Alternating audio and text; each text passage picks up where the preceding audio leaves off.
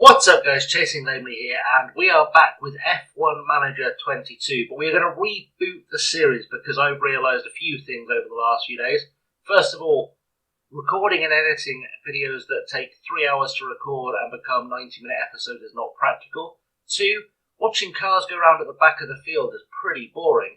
And 3, none of you have got time to sit and watch 90-minute videos of me playing F1 Manager 22, so I thought I'd reboot the series and we'll go through things from the start again.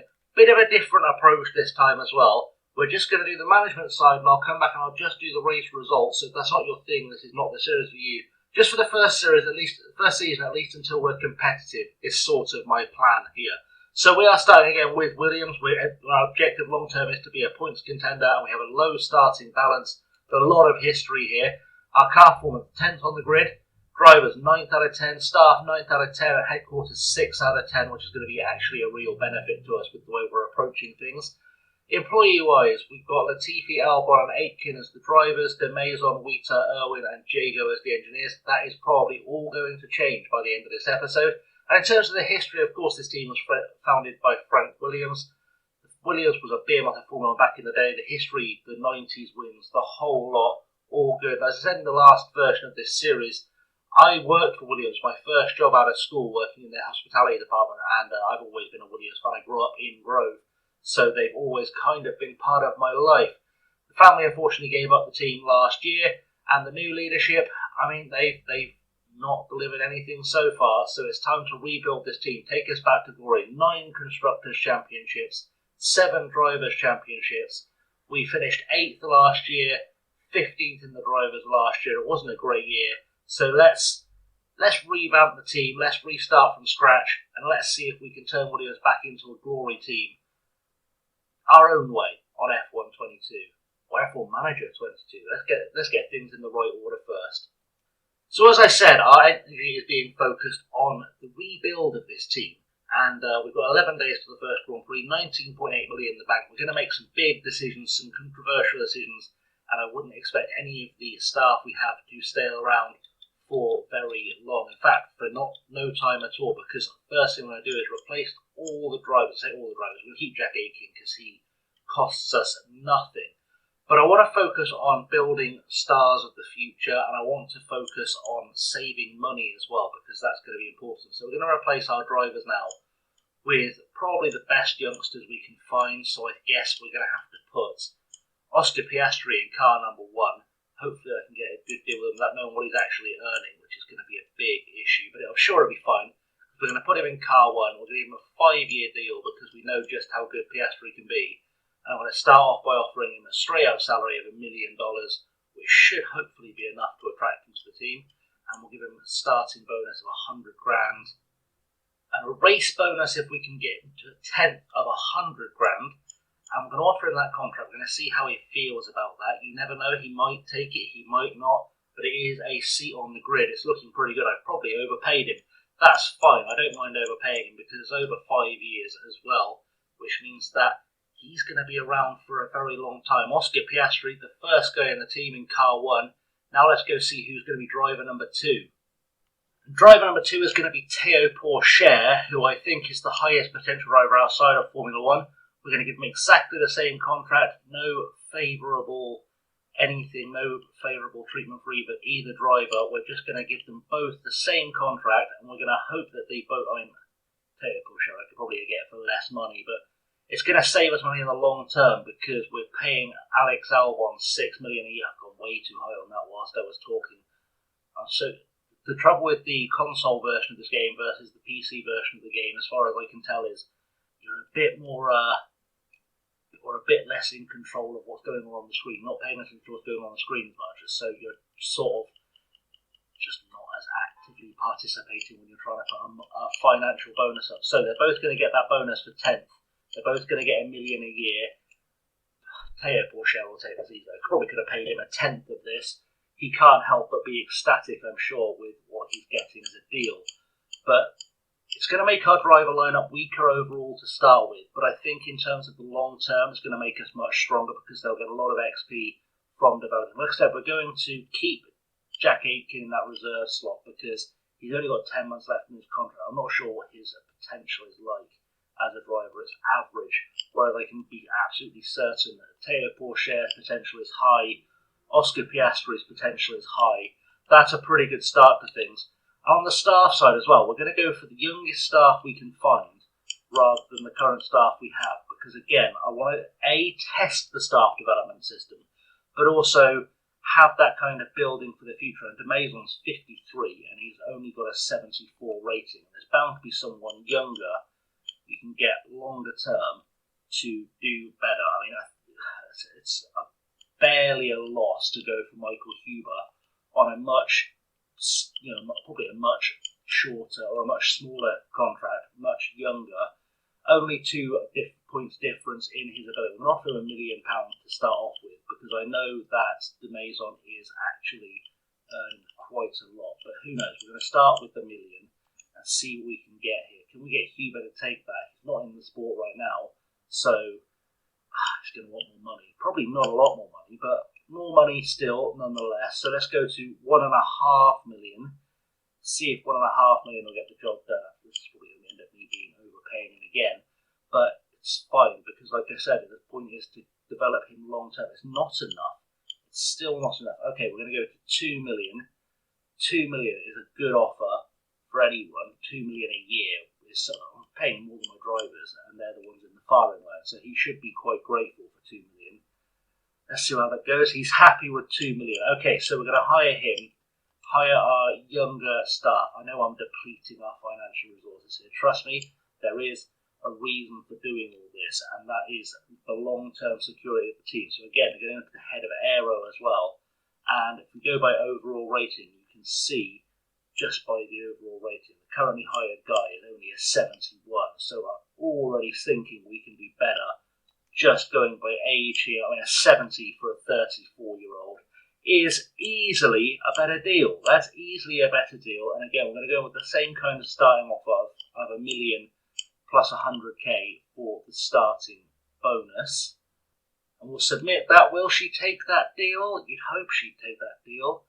It's not a bad deal. It's fine, because I know we can just go up a little bit more. We'll go up another £500,000. And hopefully that will secure it, because I know heads of Aero earn less than tech chiefs. And again, we've lost very little in terms of actual expertise by doing this. What we've gained is the ability to potentially rush. She doesn't want one. Okay. So, she's accepted that. That's fine. She's taken that contract. So that's good. 1.5 for 5 seasons. Puts Roberta Pellegrini in charge of our Aero department. And like I said, it's not going to be the biggest thing in the world, but I think it will help us down the line. And again, I'm not going to make the mistake of the guy who's on a very low rating. Our hired staff at 77. We have one who is 40 and one who is 42. And I think we can get people of comparative ability who are much younger, is what I'm thinking. So let's have a little look at what we've got here to offer. This fella who's 32 is not interested, and he's a 75 rated driver. I guess actually the best way of doing that would have been to go back in. Put me right back to where I was. I thought it would bring me right back to the top of that and scroll up. So if we go to overall ratings here, we're looking at guys who are 77 rated. Can we get Hugh Bird? We can't get Hugh Bird, who would have been the ideal person to bring in. 36 is probably a bit older than where I'm looking. 32, is he interested? He's not. 38 is too old for where I'm going. Alex Chan from Alfa Romeo, though, is interested. So we'll try to see if we can bring him in. And again, we're going to go for about £1 million as our opening offer. See how he feels about £1 million and 100,000. It's always a good starting point when you don't know anything about the engineers. And everyone being on roughly the same wage feels like the right thing to do. So we'll go with this, and we'll see how he feels about that as an offer. Feels pretty good, apparently. 1 million, 5 seasons. Everyone is happy. We'll hire him. And like I said, I'm very aware this is draining our finances a little bit. I'm not too worried because, like I said, there is a long-term plan here. It's not completely mad what I'm doing. And again, I think, who's Matthias Spini? With Alpha Tauri. 34 still makes him younger than either of our guys, so I think we're going to go for Matthias Spini as well. Same deal, 1,100,000. We'll see how he takes it. So if he takes this deal, I've cut our wage bill by about 8 million a year by doing this, which is nothing to be sniffed at. And yes, I probably spent about 8 million doing it, but you have to look at the long-term gain of what we've done here. We've got our ducks in a row, we've got our guys in the cars now, and now it's time to do some development, because I'm very aware this car is not very good at all. If we do the car analysis, show rank on the grid, we are just plumb last and everything except high and medium speed. So what we're going to do is we're going to do a bit of development here, and I'm not going to rush things. I'm going to go very slowly. We're going to use exclusively the intensive development thing. And what we're going to try and do here is focus first on chassis and on underfloor, because they have the biggest performance gains. So we're going to use approximately half our time on each. Half the time we've got for aero, half the time we've got for CFD, and we're going to see if we can get something really good developed here. So we're going to go for race performance, because ultimately race performance is what matters, but actually we're going to see if we can get the airflow up as well. I think there's big gains there. Can we not lose? Can we get any gains massively if we don't lose anything there? Guess not is kind of the thing.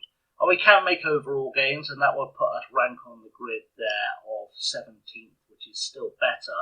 Engine cooling is something I'm not worried about. Airflow, I can still make gains in airflow and make gains in drag reduction to put us 5th on the grid, which should help us actually immensely with our speeds as well, which is kind of what we're going for. We're going to put half our engineers on this, and we're going to go intense. That will come in 27 days. It will cost us very little to do this designing, which is very, very much a blessing. And then again, we'll do a second design on the underfloor. And the underfloor has so much gain to be made on the underfloor. It's ridiculous. So we're going to go put all the rest of our CFD hours in there. We're going to put all the rest of our wind tunnel hours in there, and that should work out nicely. We're already getting gains up to 15th in top speed, which is pretty good. We'll go forward to our design, and again, race performance or high speed performance is what we're looking for. And we can already get ourselves up to 5th on the grid by doing this, which is pretty strong. I think we can get more medium speed and probably keep ourselves about level in terms of low speed. Maybe up a place if we can do it without losing too much anywhere else. Probably not. There's not really a gain to be had there. Let's drop down our airflow sensitivity, because I don't think that's going to be a massive loss. And drag reduction, we can afford to go a little bit up the grid and gain there. Low speed, where can we go to just not lose performance there? Because that's kind of my goal. If we can not lose performance, go pretty high. So medium speed, then we can go to. We can't really go up any on medium speed, any on low speed anyway, with the way we've got that set up. Even if I drop the airflow sensitivity right down, we wouldn't gain, I don't think, on low speed. So we'll be fine. We're going to drop that all the way down. We're going to focus on high speed and medium speed. Help us at places like Monza. That's sort of the planning I've got there. And we're going to go intense on the development again. 5 engineers involved there. And I'm not going to touch any HQ. We're just going to go pretty much straight forward into the race at this point, I think. Unless there is a HQ facility we don't have built. I think we don't have a helipad, which I think I'm going to need for sure. So we're going to build the helipad, because why not? We're going to also upgrade our tour centre if we can. We can't. We've run out of money. So I'm going to go forward to the race weekend now, and we're going to see where we end up with that. We're going to see how everything goes with pre-season testing first. Had a bunch of email things. We're going to approve that party request, because that's always a good idea to get the morale up for the start of the season. Also, I realised we didn't look at any of the finances. So, finances, our sponsor obligations are going to bring in £96 million a year. I don't think I can do anything to adjust these just yet, so it's fine. We'll leave that as it is. We're going to get a £3.6 million boost per race. Actually, we should look at the finances and talk about the finances overall as well. So, season balance-wise, that's going to be quite important to us, because obviously our projected income is 195 million and our projected outgoings is 95 million, which is 100 million gained already. Look how that breaks down though. Drivers' contracts. You can see I've already spent a lot of money on the drivers' contracts so far, just breaking contracts and things. So I've spent a lot more than we've brought in. But if you look at the projection, we are long term going to be making a lot of money out of everything. We should get some good prize money. We'll get some good board payments. I'm feeling pretty optimistic about that. The monthly balance is, as well, £5 million a month is coming in profit, which is pretty strong compared to what we would have been spending. See, we've spent 4 million getting rid of drivers, but we're only spending 185,000 on drivers from here on out. So we're actually pretty good. And again, we've spent 581,000, or we will be spending 581,000 a month on staff, but we've spent 12 million getting rid of it, and we would have spent double that very, very easily over the next year. So we've done very, very well there, just to make a little bit of money, keep things running, and you'll see that when we get to the next 30 days how that's worked out for us. So the helipad is built. That's our first bit of admin. We'll go to the inbox just so we can see about our helipad. That's going to bring in a bit more cash for us, which is definitely very important. And we keep going forward though, because we'll get some pre-season testing results very, very shortly. We're ready for the start of the season. As we can see, season starts now. Post Bahrain testing results. Realistically, we're just nowhere. So that's fine. Right, so I'm going to go and do the race. Before we go into the race, of course, I need to do the performance targets. Our performance targets, we're not going to change them. We're going to try and reach Q3 and try and finish higher than 15. That's the plan. So I'll come back in a second with race results and we can wrap up the episode. So a tough race for us then, and it was very unimpressive all the way around. If we have a look at the race results, Charles Leclerc wins from Max Verstappen, Carlos Sainz and Sergio Perez. Lewis Hamilton rounding out the top 5. Alonso, Bottas, Russell, Magnussen and Gasly, the rest of the point scorers. We predict to be finished in 19th and 20th and a whole lap down. In fact, Oscar Piastri was within 5 seconds of being lapped twice. It was not our best performance ever. In fact, Piastri was lapped by everyone down to Yuki Tsunoda, who was the next person to be lapped. Which shows you just how bad a race he had, really, how bad a race we had in general. In the constructors, in the drivers, exactly as you expect, exactly like the race results. Constructors, Ferrari lead the way from Red Bull, Mercedes, Alpine, Alfa Romeo, Haas and Alfa Tauri, with McLaren and Aston Martin joining us on Nil Poix. In terms of experience gain, though, we're going to get some big experience here from the race as it goes. Piastri getting 913 experience points. Pourchaire getting himself 1,085. Basically, this is important because it means that essentially we get points for overtakes. So he made 2 successful overtakes with Piastri. Points for successful defences, for failed overtakes, and for failed defences. And Teo Pourchaire did slightly better. 5 successful overtakes, 5 successful defences, a failed overtake, and a failed defence.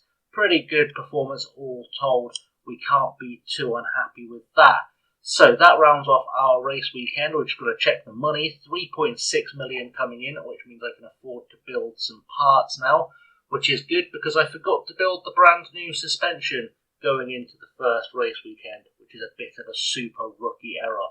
But it's fine, we'll make it work somehow, and back to HQ to start work for the next race. So there we are, we're back, ready to go. We'll look at the email before we wrap things up. So, tough race, top speed needs improving, Piastri needs improving. Difficult race for us, as you can all tell. We've got a post-race overview, Bahrain Grand Prix, which is good.